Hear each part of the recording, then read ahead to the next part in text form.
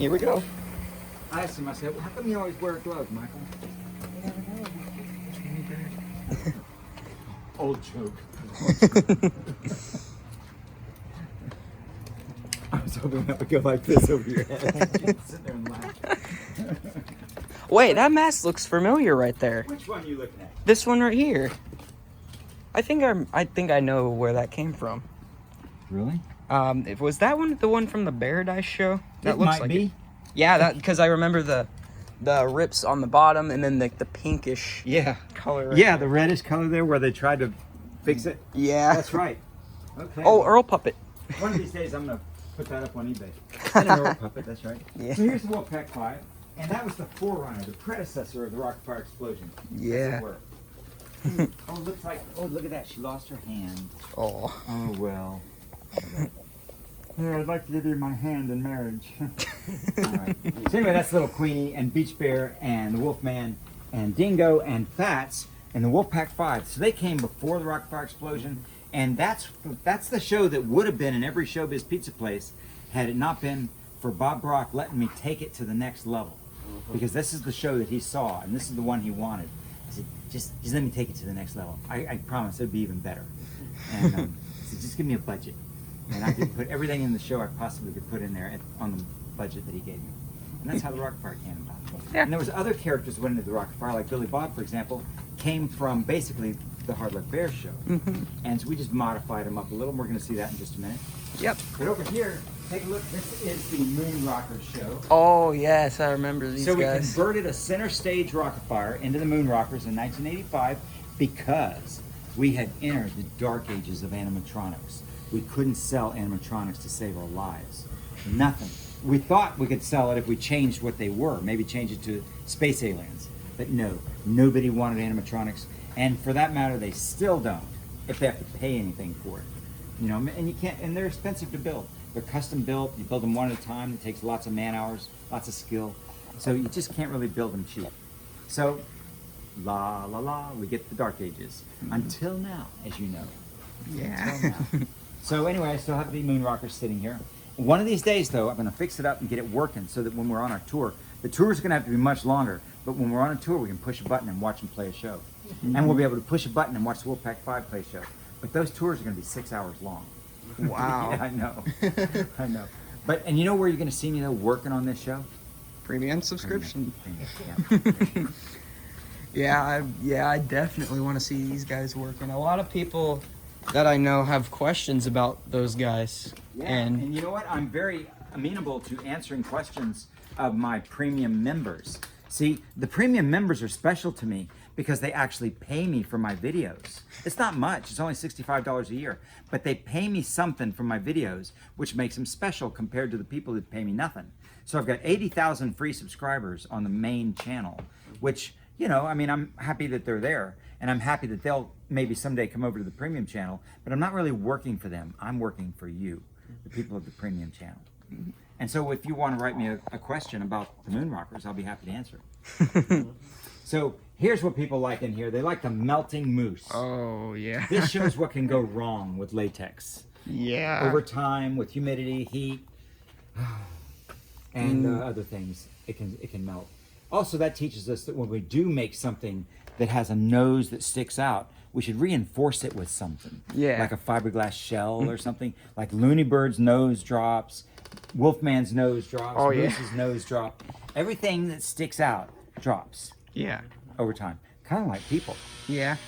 By the way, that sound you're hearing there, Oh yeah. that's the compressor turning on. Now the compressor's way out there, so how come we hear the noise here? The wires inside the conduit rattle under the stress of the amperage load. Oh. It's been doing that since 1977. Wow.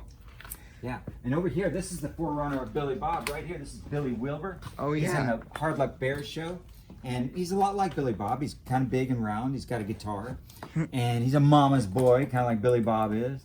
And he sings this song. Mama knows best what's right for me. Oh, yeah. She wants me at home, that's where I'll be. She feeds me and rocks me and tucks me in bed. And that's when Mama Grandbags comes out and her curtains opens up and she says, "Shut up!" Oh.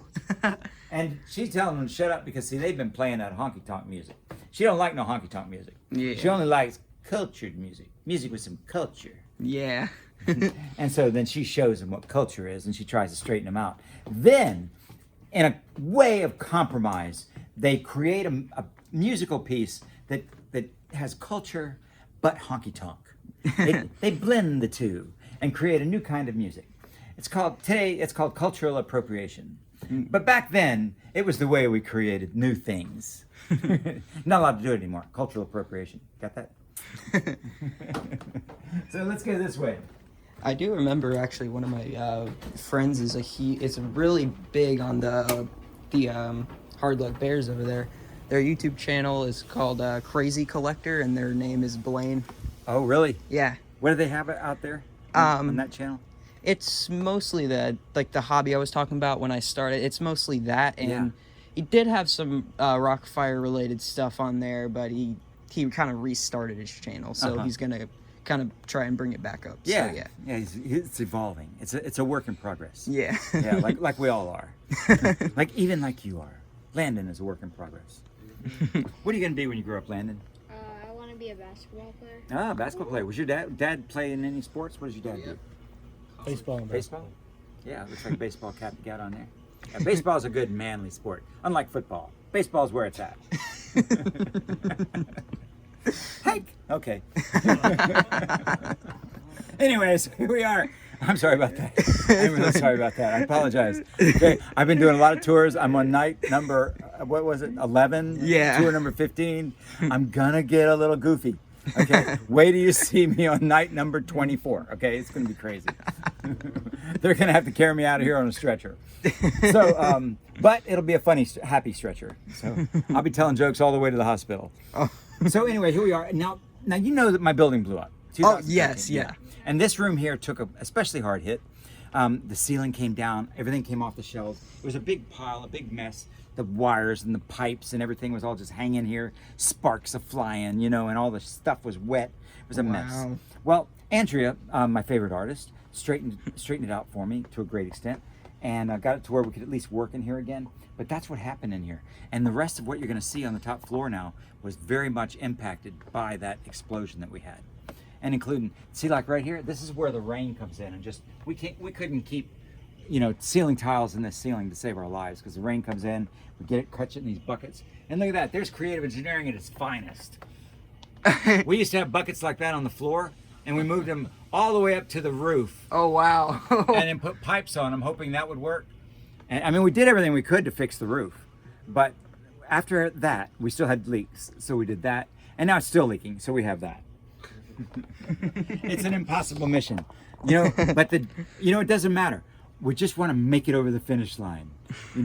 We may not look perfect when we get over the finish line. In fact, in sports, if you've got anything left in you when the game is over, you didn't play hard enough.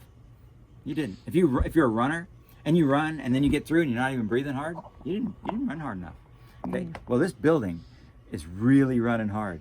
This building is really giving us its best, and so am I.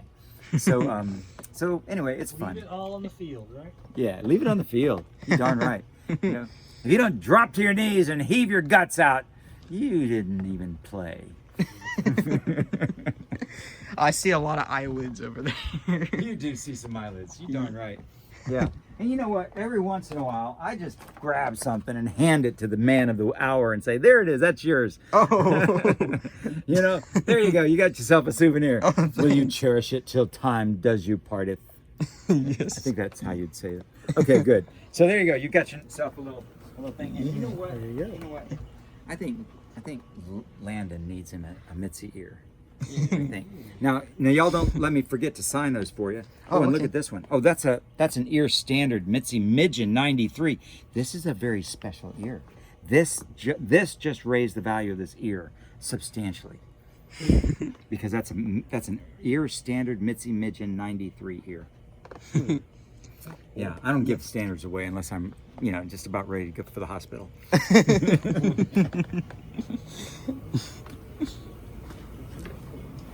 Jackson, what am I going to give you? What are we going to find for Jackson? Well, we got plenty of time. Let's see. This is the shop. Of course, Yep. when the explosion occurred, all this stuff hit the floor. You know, the racks, the nuts and bolts, all this stuff, everything was on the floor. You know, the shelves were down. It was just a mess. And it took us 2 years to rebuild. In fact, take a look at this wall over here. All the way from this side, that corner right there, Yeah. that beam, all the way to the end. That entire wall that's now just a new white wall, that was what blew out onto the street behind Wow. the building. And all the equipment that was nearby, all of that blew out. The ceiling, the roof was busted up. Look at all the wood that we put up there to try Yeah. and scab it back together after all the damage.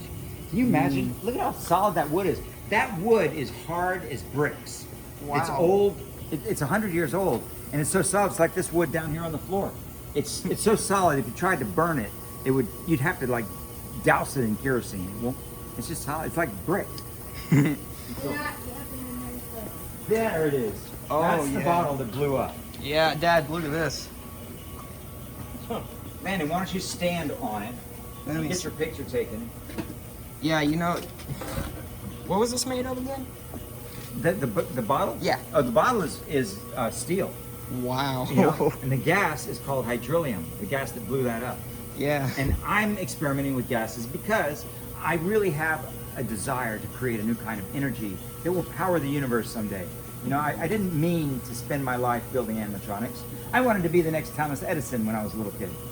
And I thought, when I got about 17, what am I going to do? Well, the thing that the world needed more than anything else was a new source of energy, because we were running out of fossil fuels. In fact, they told us in 1973 that we had 1 year of fossil fuels left. We were waiting in line for gas. The lines were around the block, and they were rationed. You could only buy gas like 3 times a week, and that was Yeah. it. And so I thought, okay, that's it. They might experience that pretty soon.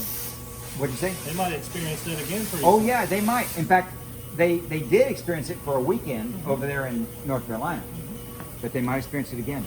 So I was trying to come up with a new form of energy since 1973. And a lot of our shows, if you go back and look at a lot of our Rocket Fire shows, you'll see shows that have that theme.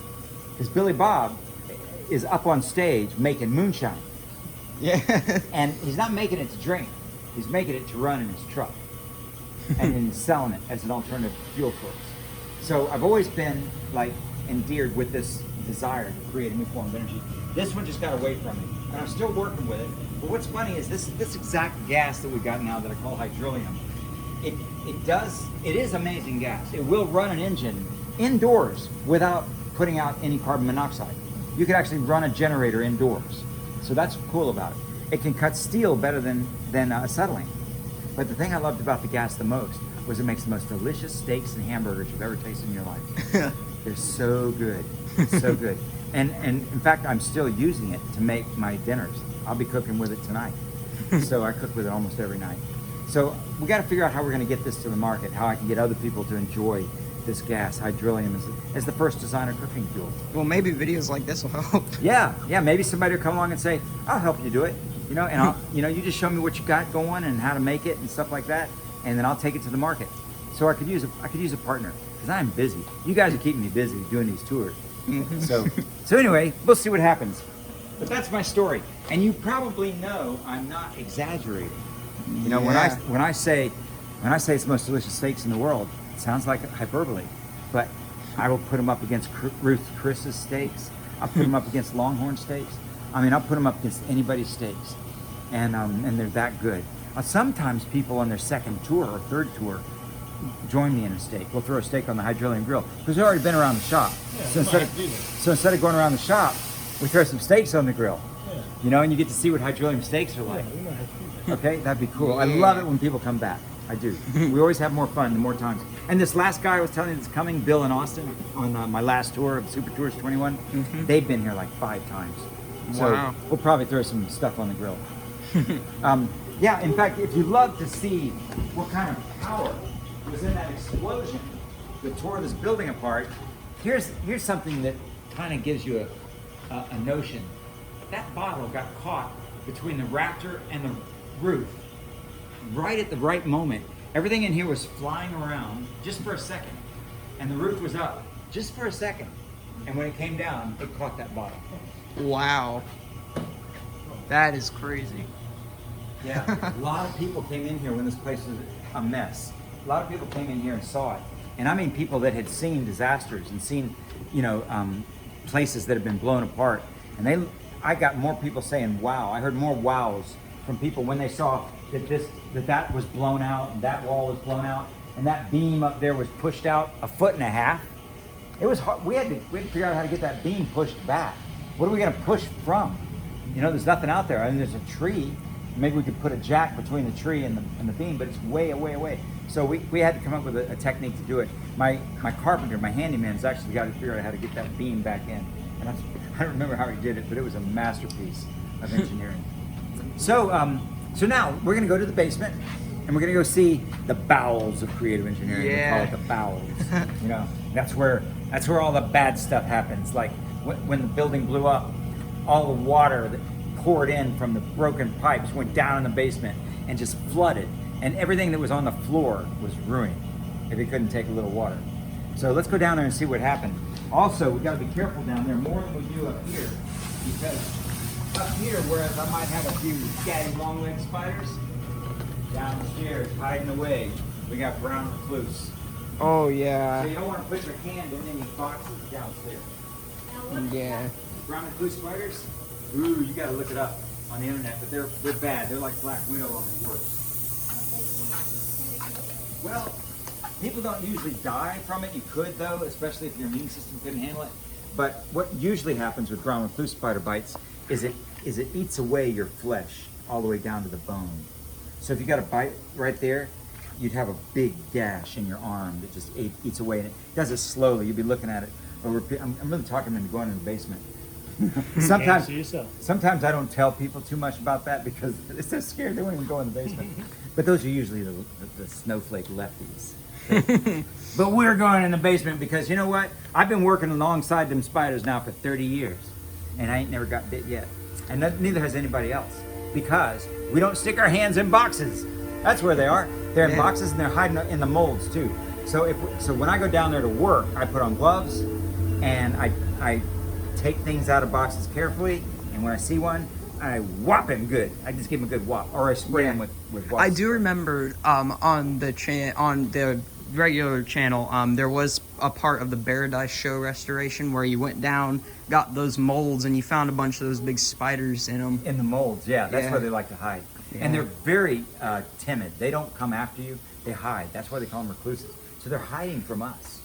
So if we don't dig them out, we're safe. Yeah. But if we dig them out and we like try to hold them in our hand, that's when they bite.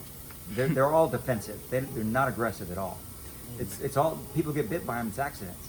You know, they crawled into their bed, you know, while they were sleeping. I know one lady came in here, she told me her story. One crawled into her bed and bit her. And she just never saw one in the house. But that one got her. So you never know. And they got them in Kentucky. I know they got them in Kentucky. Let's see if we can get our dog to go with us down there into the basement. Hey, Prince! Prince! Hey, Prince! Oh, it's outside. Prince! Where you at? Hey, Prince! Come on, let's go in the basement.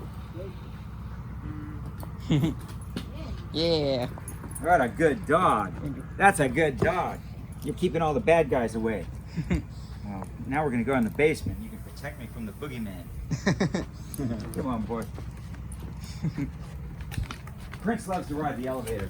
He was unsure about it at first. Oh, it's the elevator? We're going to go in the haunted elevator. You darn right. Is it a haunted elevator? Yes. And here it is. It's as big as a room. Oh yeah. I mean, I've seen that, and I've seen that in the Wolfpack 5 bringing him up here. Yeah, you're gonna need You something see that? like that. See that? Oh, those overalls up there? Yeah. They were there when I moved in 1977, and they're still there. Wow. Who knows what the story is behind that? You can make one up. But you hold my dog for me. I just don't want him to run off the elevator. He doesn't usually, but you never know if a mistake could happen. So I just want him to stay on the elevator while I move. See this chain right, this cable right here? Yeah. Goes all the way to the top. I pull this cable, and it moves a wheel, which has a switch on it, which turns on the elevator. And then, I'll show you. Then, see this cable here goes up? Actually, the elevator's going down, and this cable looks like it's going up, but really it's staying where it's supposed to be. But in a minute, it'll hit a little nodule that'll go up in this and stop this from moving. It'll actually pull this a different way and cause the elevator to stop. It's a nice little piece of logic. Here it is. See it? Yep. So it gets that and it's pulling the wheel around and then it stops the elevator. All right. All mechanical logic. That's all they had back in the early 1900s. Oh, look at that. I think I know who that That's, is. you know what that is? Who? That's the Uncle Plunk that got smashed on its way to Andrea's house. Oh, wait, was that the one that was around here somewhere? Well, it was around there at one point, but no, I've still got one over there. Oh. But this is the one that Andrea bought from somebody else, and I shipped it to her, and the shippers dropped it on its head. And Oh, look my. at how bent it is. Yeah, I that's can see the bad. other one over here. Yeah, that one's in good shape. Yeah, we'll see that one when we get over there. I can tell by the red. Wow, Yeah. I've not seen You know that your since- stuff. Yeah, I don't think you're quite as a newbie as you said you were. I think you know your stuff. I Let's haven't- go through here. It's all from I haven't my seen this brother. many cylinders up close. So, okay, so this is a carpentry shop. This is where we make all the wood things. Yep. And